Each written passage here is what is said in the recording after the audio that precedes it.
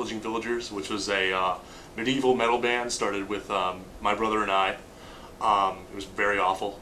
So we realized that we needed a new member to the band, because at that point it was just guitar and drums. So we decided to add our friend Daniel Gay.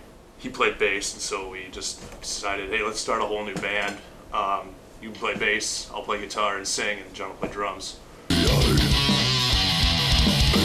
I went to college the following year in 2005, at which point we decided that we needed to find another guitar player, because I wasn't going to be able to rehearse with them at all. We found Daniel Gay's next door neighbor, Lucas Moreau.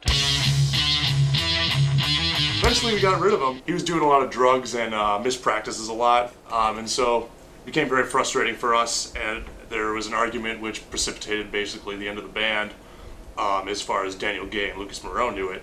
At that point, we started to do stuff on our own. John and I continued playing the songs and started writing new material. Then we recorded Pray for Our Nation that summer after Lucas and Dan left the band. We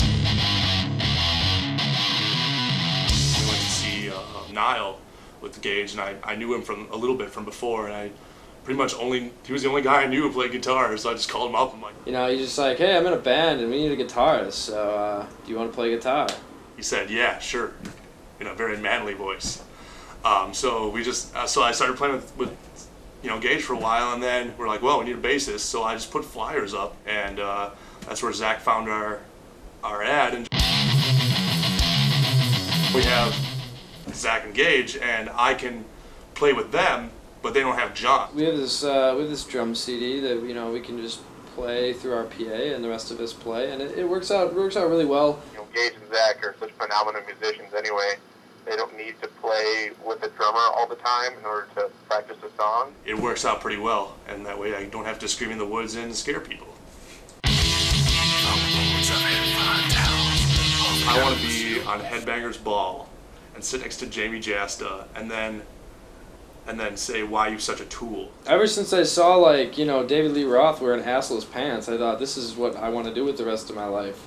And then we bring out this fucking wood chipper right in front of the stage, right? And then we play the last song, and then at the last note we go, thank you, and we all jump one by one into the wood chipper and spray our guts all over the crowd.